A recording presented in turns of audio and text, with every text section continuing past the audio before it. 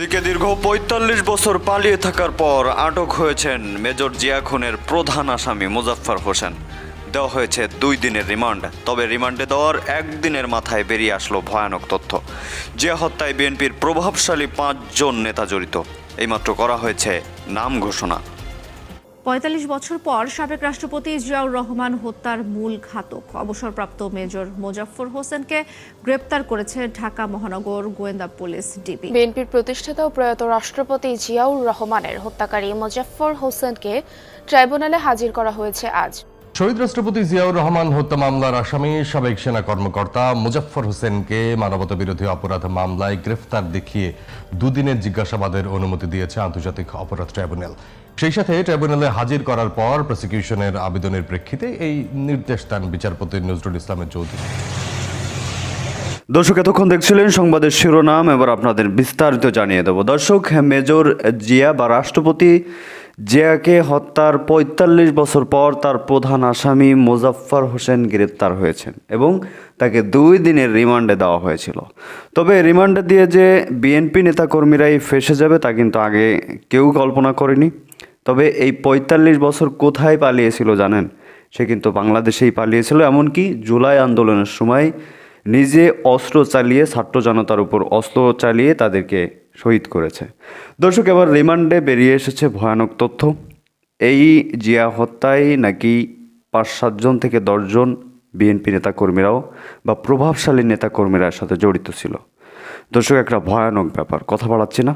তাকে ২ দিনের রিমান্ডে দেওয়া হয়েছিল। তাকে কিভাবে আদালতে তোলা হয়েছে, তাকে আদালতে তুলে কি নির্দেশ দেওয়া হয়েছে সেগুলো একটু দেখব, বিভিন্ন টেলিভিশনের ফুটেজগুলো, তারপর কথা বলবো। আশা করি সঙ্গেই থাকবেন। তবে এই বিষয়ে আপনাদের মতামত জানতে চাই যে আসলে যারা বিএনপি থেকে সাথে জড়িত ছিল তাদের নাম আপনারা জানতে চান কি চান না, একটু কমেন্টে জানাবেন।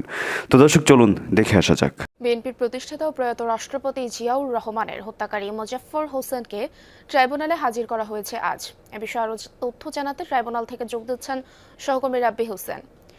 রাব্বি, মোজাফফরের বিরুদ্ধে কি কি অভিযোগ রয়েছে? আজ কি তাকে গ্রেফতার দেখানো হবে কিনা, বিস্তারিত কি তথ্য রয়েছে আপনার কাছে? পূর্বে কিছুক্ষণ আগেই আন্তর্জাতিক অপরাধ ট্রাইব্যুনালে হাজির করা হয়েছে প্রয়াত রাষ্ট্রপতি জিয়াউর রহমান হত্যায় অভিযুক্ত আসামি মোজাফফর হোসেনকে। তাকে মূলত মানবতা বিরোধী অপরাধের মামলায় গ্রেফতার দেখাতেই আজকে আদালতে নিয়ে আসা হয়েছে। আমরা যদি একটু আদালতের পরিবেশটা দেখাই, যে এখানে পুলিশের একটি কড়া নিরাপত্তাও রয়েছে। বিশেষ করে এর আগে যখন প্রসিকিউশন থেকে বলা হচ্ছিল যে তাকে আজকে এই সেনা সদর থেকে মূলত এখানে নিয়ে আসা হয়েছে, তার বিরুদ্ধে বিগত ১৬ বছর ধরে মানবতা বিরোধী নানা অপরাধের যে তদন্ত, সেটি তদন্ত সংস্থা সেই তদন্ত করছে। সেখানে বেরিয়ে এসেছে যে 1/11 থেকে ২৪ জুলাই অভ্যুত্থান সবখানেই এই মোজাফফর হোসেনের ভূমিকা ছিল, এরকমটি তদন্তে প্রাথমিকভাবে সম্পৃক্ততা পেয়েছে তদন্ত সংস্থা মোজাফফর হোসেনের বিরুদ্ধে। তবে প্রসিকিউশন বলছে তার বিরুদ্ধে আরও অধিকতর তদন্ত প্রয়োজন এবং তার বিরুদ্ধে মানবতা বিরোধী অপরাধের একটি মামলায় মূলত তাকে আজকে গ্রেফতার দেখানো হবে। পরবর্তীতে হয়তো তাকে এই মামলায় জিজ্ঞাসাবাদের যে অনুমতি সেটি তারা ট্রাইব্যুনালের কাছে আবেদন করবেন প্রসিকিউশন টিম। তবে যেহেতু তাকে ৪৫ বছর পর গ্রেফতার করা হয়েছে, এই প্রসিকিউশনের আগে আমাদেরকে বলেছেন যে সাবেক সেনা কর্মকর্তা মাসুদউদ্দিন চৌধুরীর সঙ্গে তিনি দীর্ঘদিনের তার সম্পর্ক ছিল, পরিচয় ছিল। বিগত ১৬ বছর ধরে তিনি তার সঙ্গে যোগাযোগ রেখেছেন। বিশেষ করে ১/১১ যেই সেনা সমর্থিত সরকার, সেখানেও মূলত তার একটি ভূমিকা ছিল বলে তদন্ত সংস্থা প্রাথমিকভাবে তাদের কাছে প্রতীয়মান হয়েছে। তবে অধিকতর তদন্ত প্রয়োজন, সে কারণেই মূলত তাকে আজকে গ্রেফতার দেখাতে এই ট্রাইব্যুনালে আনা হয়েছে। তবে এখানে প্রসিকিউশন বলছেন যে তার বিরুদ্ধে যেহেতু নানা ধরনের অপরাধ রয়েছে, কোন কোন অপরাধের সঙ্গে তার সম্পৃক্ততা রয়েছে সেই বিষয়গুলো তদন্ত করে বের করা প্রয়োজন এবং প্রয়োজনে তারা জিজ্ঞাসাবাদের অনুমতি চাইবেন, এরকমটি আমাদেরকে চিফ প্রসিকিউটর আমিনুল ইসলাম এর আগে জানিয়েছে। তবে যেহেতু আজকে সকালেই নিয়ে আসা হয়েছে, 10:30টার পরপরই আদালত বসবেন এবং তার বিরুদ্ধে সুনির্দিষ্ট কোনো অভিযোগ রয়েছে কিনা, বিশেষ করে ১/১১ সময় তার কোনো অভিযোগ রয়েছে কিনা, তার বিরুদ্ধে পাশাপাশি জুলাই অভ্যুত্থানে তার কোনো ভূমিকা রয়েছে কিনা আন্দোলন দমনে, সেই বিষয়টি তিনি আরও স্পষ্ট করে বলবেন আদালতকে। তবে তিনি এর আগেও বলেছেন যে যেহেতু সেনা কর্মকর্তা মাসুদউদ্দিন চৌধুরীর সঙ্গে তার ফোনালাপের অনেক সূত্র তারা পেয়েছেন, সেখানে তিনি একটি গোপন নামে তার সঙ্গে যোগাযোগ রেখেছেন এবং তিনি ভারত বাংলাদেশে কয়েকবার একাধিকবার তিনি ভ্রমণ করেছেন, সেই বিষয়টি তথ্য তাদের কাছে রয়েছে প্রাথমিকভাবে। তবে মূলত তদন্তের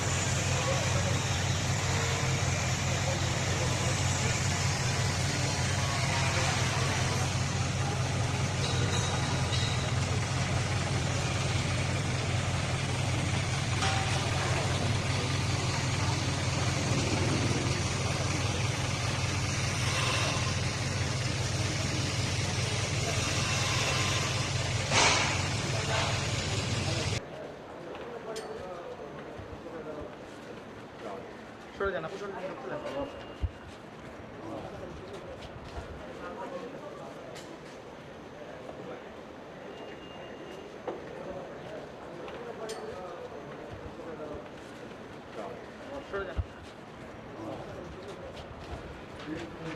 রাষ্ট্রপতি জিয়াউর রহমান হত্যা মামলার অন্যতম আসামি বরখাস্তকৃত মেজর মোজাফফর হোসেনকে এবার আন্তর্জাতিক অপরাধ ট্রাইব্যুনালের মানবতা বিরোধী অপরাধের মামলায় গ্রেফতার দেখানো হয়েছে। আজ কড়া নিরাপত্তায় তাকে আদালতে হাজির করা হলে প্রসিকিউশনের আবেদনের প্রেক্ষিতে আদালত তাকে গ্রেফতার দেখানোর আদেশ দেন। একই সঙ্গে তদন্ত সংস্থাকে 2 দিনের জিজ্ঞাসাবাদের অনুমতি দিয়েছে ট্রাইব্যুনাল। আরও জানাচ্ছেন সিফাত ফারুকী। দীর্ঘ ৪৫ বছর ছিলেন আত্মগোপনে, বদলেছেন নাম পরিচয়, পাল্টেছেন একের পর এক ঠিকানা। বছরের পর বছর ধরে নাম পরিচয় গোপন করে বিভিন্ন স্থানে পালিয়ে থেকেও শেষ রক্ষা হয়নি সাবেক রাষ্ট্রপতি জিয়াউর রহমানের খুনি সাবেক সেনা কর্মকর্তা মোজাফফরের। গত 15 জুলাই গ্রেফতার হওয়ার পর বৃহস্পতিবার তাকে কড়া নিরাপত্তায় হাজির করা হয় আন্তর্জাতিক অপরাধ ট্রাইব্যুনালে। সকাল 9টার দিকে মিলিটারি পুলিশের একটি মাইক্রোবাসে মোজাফফরকে আনা হয় আদালতে। এরপর দুপুর 1টার দিকে তোলা হয় এজলাসে। পরে প্রসিকিউশনের আবেদনের প্রেক্ষিতে শুনানি শেষে মানবতা বিরোধী অপরাধের মামলায় আনুষ্ঠানিকভাবে গ্রেফতার দেখানোর আদেশ দেন ট্রাইব্যুনাল। একই সাথে মামলার সুষ্ঠু তদন্তের স্বার্থে এবং নেপথ্য তথ্য উদ্ঘাটনে তাকে জিজ্ঞাসাবাদের জন্য ট্রাইব্যুনালের তদন্ত সংস্থাকে 2 দিনের অনুমতি দেন আদালত। মাননীয় ট্রাইব্যুনাল তাকে 2 দিন জিজ্ঞাসাবাদের জন্য আমাদেরকে অনুমতি দিয়েছেন। উনি একজন পলাতক খুনি হওয়া সত্ত্বেও অনেক পার্শ্ববর্তী দেশের সাথে তার যাতায়াত, বাংলাদেশ সরকারের সাথে তার ঘনিষ্ঠতা, সংশ্লিষ্টতা, কথোপকথন এবং জুলাই আন্দোলনে এই যে মানবতা বিরোধী অপরাধ সংগঠিত হলো সেখানে অনেক পরিকল্পনা তিনি বাস্তবায়নের সাথে জড়িত। প্রসিকিউশনের দাবি শুধু জিয়া হত্যাই নয়, গত 16 বছর আওয়ামী লীগের সাথে সম্পৃক্ততা সহ জুলাইয়ে মানবতা বিরোধী অপরাধের ষড়যন্ত্রে যুক্ত ছিলেন মোজাফফর। বাংলাদেশের টেলিফোন ব্যবহার করে বিভিন্ন কর্মকর্তাদের সাথে তিনি যোগাযোগ রাখেন। অভিজাত এলাকায় তিনি বসবাস করেন। সেখানে সরকারের যদি প্রশ্রয় না থাকে, সংশ্লিষ্টতা না থাকে, তাহলে সরকারের এইসব ঊর্ধ্বতন কর্মকর্তাদের সাথে তিনি কি করে সম্পর্ক রাখেন? চিফ প্রসিকিউটর বলেন, তদন্ত সংস্থা তাদের সুবিধামতো সময়ে মোজাফফরকে জিজ্ঞাসাবাদ করবে। ৪৫ বছর পর সাবেক রাষ্ট্রপতি জিয়াউর রহমান হত্যার মূল ঘাতক অবসরপ্রাপ্ত মেজর মোজাফফর হোসেনকে গ্রেপ্তার করেছে ঢাকা মহানগর গোয়েন্দা পুলিশ ডিবি। মধ্যরাতে রাজধানীর বনানী ডিওএইচএস থেকে তাকে গ্রেপ্তার করা হয়। প্রয়োজনীয় আইনগত প্রক্রিয়া শেষে তাকে সেনাবাহিনীর কাছে হস্তান্তর করা হয়েছে। গেল ৪৫ বছর ধরে দেশে বিদেশে আত্মগোপনে ছিলেন মোজাফফর। 1981 সালের 30 মে চট্টগ্রাম সার্কিট হাউসে একদল বিপদগামী সেনা কর্মকর্তা হামলা চালিয়ে তৎকালীন রাষ্ট্রপতি জিয়াউর রহমানকে হত্যা করে। এই হত্যাযজ্ঞে সরাসরি অংশ নেয়া সেনা কর্মকর্তাদের মধ্যে মেজর মোজাফফর হোসেন ও ক্যাপ্টেন মোসলে উদ্দিন অন্যতম। মামলা সংক্রান্ত বিবরণ অনুযায়ী জানা যায়, মেজর মোজাফফর হোসেনই প্রথম রাষ্ট্রপতি জিয়াউর রহমানকে লক্ষ্য করে সরাসরি গুলি চালান। হত্যাকাণ্ড নিশ্চিত করার পর তিনি চট্টগ্রাম সেনানিবাসে 24 পদাতিক ডিভিশনের তৎকালীন জিওসি মেজর জেনারেল আবুল মঞ্জুরকে টেলিফোনে তা নিশ্চিত করেন। হত্যাকাণ্ডের পর সেনাবাহিনীর অভিযানে মেজর জেনারেল আবুল মঞ্জুর সহ কয়েকজনকে গ্রেপ্তার করা হয় এবং পরবর্তীতে মঞ্জুর নিহত হন। তার ক্যাপ্টেন মোসলে উদ্দিন গ্রেপ্তার হয়ে যাবজ্জীবন কারাদণ্ডে দণ্ডিত হন। তখন মেজর মোজাফফর হোসেন ও মেজর এস.এম. খালেদ পালিয়ে যান। তদন্ত সংশ্লিষ্ট সূত্র জানায়, মেজর মোজাফফর হোসেন দীর্ঘদিন ভারতে আত্মগোপনে ছিলেন। পরবর্তীতে তিনি ছদ্মনাম ব্যবহার করে সীমান্ত অতিক্রম করে বিভিন্ন স্থানে যাতায়াত করতেন।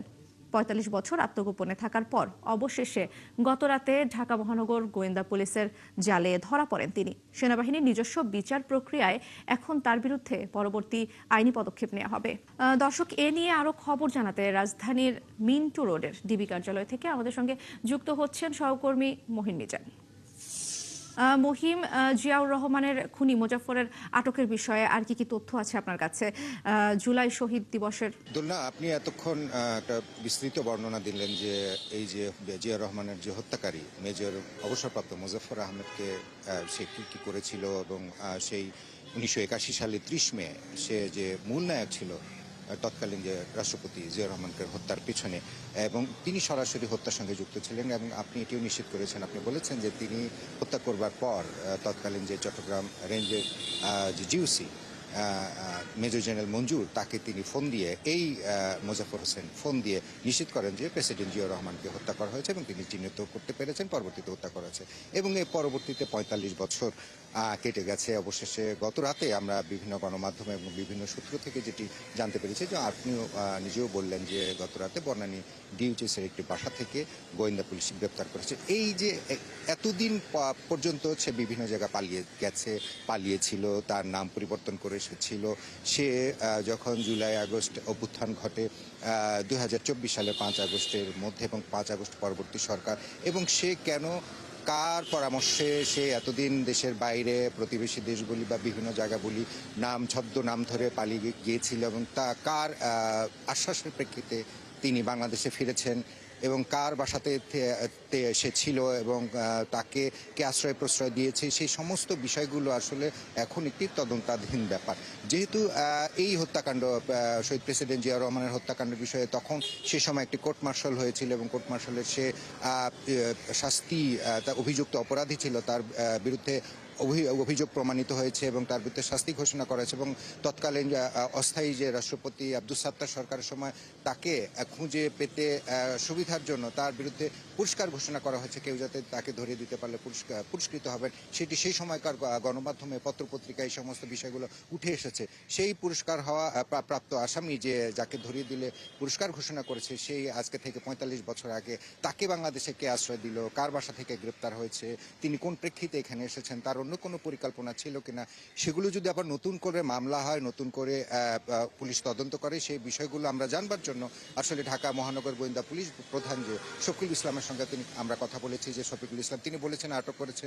বিভিন্ন গণমাধ্যম থেকে এখন পর্যন্ত এসেছে যে তাকে সোপর্দ করা হয়নি বা হবে বা প্রসেসে, অনেকে বলছে যে সেনাবাহিনীর কাছে হস্তান্তর করা হয়েছে, যেহেতু কোর্ট মার্শালের ব্যাপার। তো সমস্ত বিষয়গুলো আমাদেরকে ডিবি প্রধান শফিকুল ইসলাম বলেছেন, তিনি সমস্ত তথ্য উপাত্ত এবং প্রমাণ হাজির করে তিনি গণমাধ্যমকে অন্তত এই বিষয়গুলো পরিষ্কার করবেন, হয়তো সংবাদ সম্মেলনের মাধ্যমে বা অন্য কোনো উপায়। এখন তথ্য উপাত্ত ঘাটাঘাটির পর শহীদ রাষ্ট্রপতি জিয়াউর রহমান হত্যা মামলার আসামি সাবেক সেনা কর্মকর্তা মুজাফফর হোসেনকে মানবতা বিরোধী অপরাধ মামলায় গ্রেফতার দেখিয়ে দুদিনের জিজ্ঞাসাবাদের অনুমতি দিয়েছে আন্তর্জাতিক অপরাধ ট্রাইব্যুনাল। সেই সাথে ট্রাইব্যুনালে হাজির করার পর প্রসিকিউশনের আবেদনের প্রেক্ষিতে এই নির্দেশ দেন বিচারপতি নজরুল ইসলামের চৌধুরীর নেতৃত্বে আন্তর্জাতিক অপরাধ ট্রাইব্যুনাল 2। এদিকে দ্রুত বিচার ও রায় কার্যকর করার দাবিতে ট্রাইব্যুনালে স্মারকলিপি দিয়েছে 11 দলের একটি প্রতিনিধি দল। জুলাই আগস্ট মানবতা বিরোধী অপরাধের সব মামলার তদন্ত 1 বছরের মধ্যেই শেষ হবে বলে জানিয়েছেন চিফ প্রসিকিউটর আমিনুল ইসলাম। ট্রাইব্যুনালের নির্দেশ অনুসারে সেনা হেফাজতে থাকা সাবেক মেজর মোজাফফর হোসেনকে বৃহস্পতিবার সকাল 9:30টায় হাজির করা হয়। দুপুর 12:30টায় কড়া নিরাপত্তায় তাকে তোলা হয় আদালতে। মানবতা বিরোধী অপরাধের মামলায় গ্রেপ্তার দেখাতে আবেদন করে প্রসিকিউশন। গ্রেপ্তারে থাকা আরেক অভিযুক্ত মাসুদউদ্দিন চৌধুরীর সাথে তার যোগাযোগ ছিল বলে আদালতকে জানায় প্রসিকিউশন। তাই তাকে জিজ্ঞাসাবাদ করা জরুরি বলে মনে করেন চিফ প্রসিকিউটর।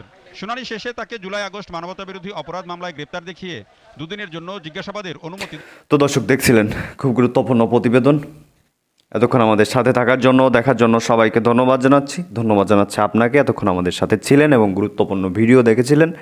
দর্শক আশা করি শেষ পর্যন্ত দেখেছেন এবং এই বিষয়ে আপনাদের মতামতটি করবেন। তো যারা এতক্ষণে লাইক দেন না, অবশ্যই লাইক দিবেন। এর থেকেও গুরুত্বপূর্ণ কিছু নিউজ আজকে দেখানোর ইচ্ছা ছিল, তবে সময়ের কারণে দিতে পারিনি। সময় খুবই কম, আপনাদেরও অনেক সময় লস হয়েছে। তো পরবর্তীতে এর থেকে গুরুত্বপূর্ণ কিছু নিউজ আপডেট আসতে চলেছে, সেগুলো দেখতে অবশ্যই চ্যানেলটি সাবস্ক্রাইব করে পাশে রাখা বেল আইকনটি অল করে দেবেন।